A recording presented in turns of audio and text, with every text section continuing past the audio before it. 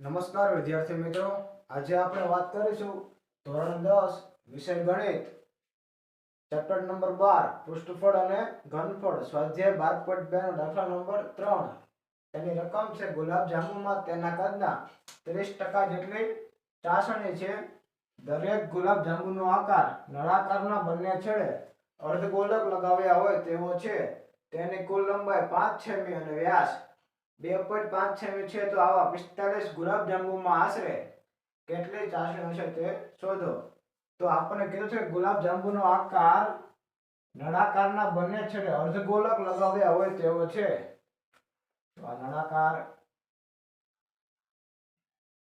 તેના બંને છેડે અર્ધગોલક.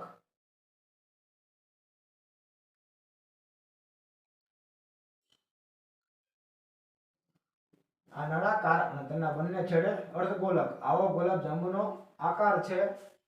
તેની કુલ લંબાઈ 5 સેમી. તો આખા ગુલાબ જાંબુની લંબાઈ આપણને 5 સેમી આપેલી છે અને વ્યાસ 2.8 સેમી અને તેનો વ્યાસ 2.8 સેમી હોય.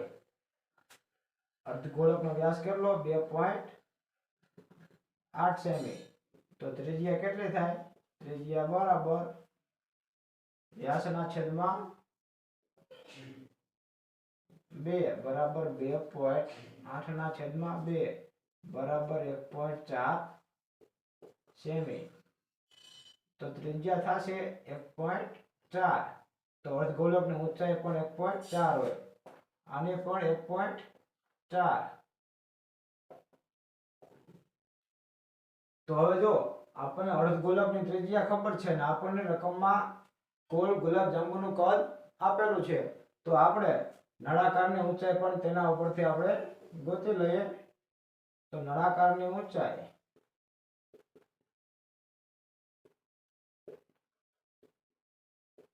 બરાબર ગુલાબ જાંબુની કુલ ઊંચાઈ માઈનસ અર્ધગોલકની ત્રિજ્યા ગુણ્યા 2, કારણ કે આપણને બંને છેડે અર્ધગોલક આપેલા છે તે માટે. તો ગુલાબ જાંબુની કુલ ઊંચાઈ છે 5 સેમી માઈનસ ગુલાબ જાંબુની ત્રિજ્યા છે 1.4 ગુણ્યા 2, કારણ કે આપણને અર્ધગોલક 2 આપેલા છે. તો 5 માઈનસ 2.8 એટલે કે વચ્ચે 2.2 સેમી. તો આપણને ઊંચાઈ મળી 2.2 સેમી. હવે આપણને કીધું છે કે ગુલાબ જાંબુમાં કેટલી ચાસણી છે તે ગોતો. તો પહેલા આપણે ગુલાબ જાંબુનું ઘનફળ ગોતી લઈએ. પરંતુ જો આપણે કીધું છે કે આવા 45 ગુલાબ જાંબુ, તો આપણે 45 ગુલાબ જાંબુનું ઘનફળ ગોતી લઈએ. તો 45 ગુલાબ જાંબુનું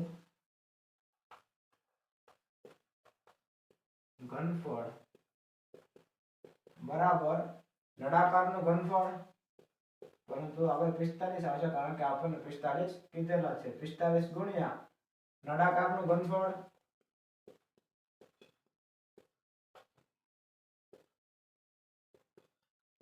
વત્તા અર્ધગોલકનું ઘનફળ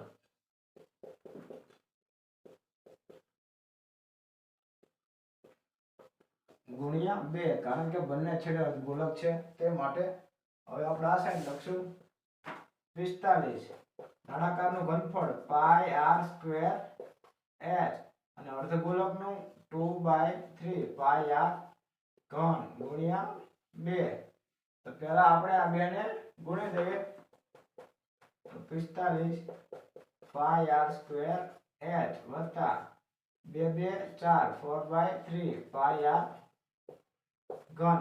હવે જો કોમન નીકળતું હોય તે આપણે કોમન કાઢી લઈએ. તો કોમન નીકળશે 45 ના 45 પાઈ r સ્ક્વેર વચ્ચે h વત્તા 4/3 r. હવે આપણે સૂત્રમાં કિંમત મૂકી દઈએ.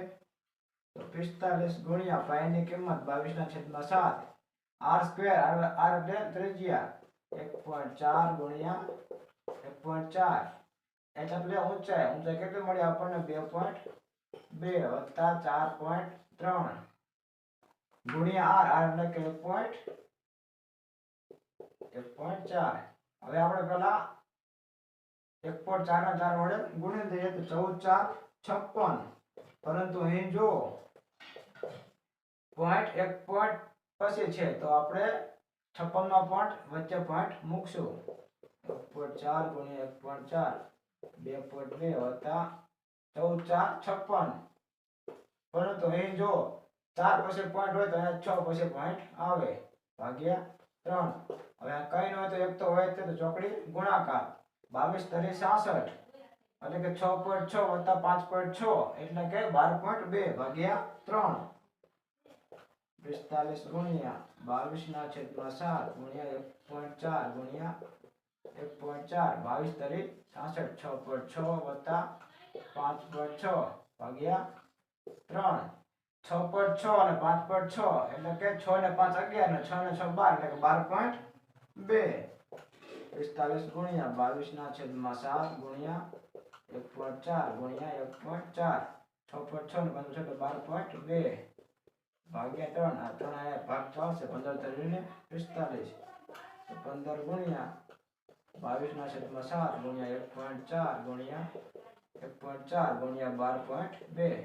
હવે આપણે ઘડીક આને તેમનું તેમ જ રાખ્યું કારણ કે આપણે રકમમાં કેટલી ચાસણી છે તે ગોતવાનું છે, માટે આપણે હવે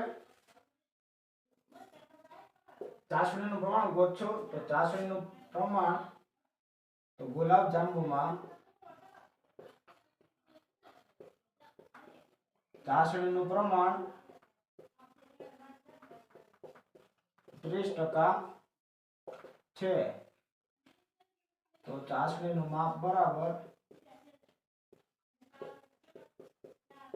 ગુલાબ જાંબુનું ઘનફળ 15 ગુણ્યા 22 છેદમાં 7 ગુણ્યા 1.4 ગુણ્યા 1.4 ગુણ્યા 12.2 અને 30% ગુણ્યા 30%.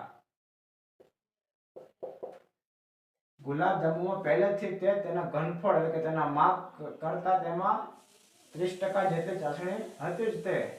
તો ટકાને દૂર કરવા હોય તો નીચે 100 મૂકીશું. પોઈન્ટને પણ આપણે દૂર કરી નાખીએ તો નીચે 10 આવશે. અહીંયા પણ નીચે 10 આવશે. 122 ના છેદમાં 10 આવશે અને 30 ના છેદમાં 100. 0 0 કેન્સલ. 7 2 14 2 5 10 5 તરી 15 22 તરી 66 14 તરી 42 ગુણ્યા 122 છેદમાં 1000 10 ગુણ્યા 10 ગુણ્યા 10.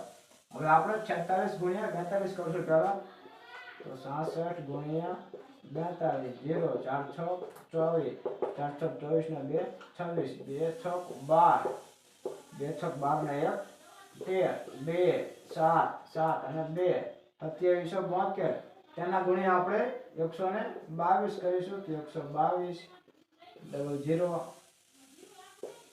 27 72 0 2 2 4 14 ને 2 16 14 14 ને 1 15 2 2 4 2 14 14 ને 2 16 2 14 ને 1 15 2 2 4 ને 1 5 પાછા 55 64. તો 4 6 4 8 6 2 8 8 ને 5 13 7 ને 1 8 8 ને 10 18 7 ને 1 8 8 ને 5 13 ને 2 ને 1 3 3,38,384 3,38,384 ભાગ્યા 1000. તો જો નીચે 3 0 હોય તો 3 અંક પછી પોઈન્ટ આવે, માટે 338.384 સેમી ઘન. પરંતુ વિદ્યાર્થી મિત્રો, તમને જે ચોપડીમાં જવાબ આપેલો છે તે પૂર્ણાંક સંખ્યામાં છે. તે તમને 338 આપેલો છે, માટે આપણો જવાબ રહેશે 338 સેમી ઘન.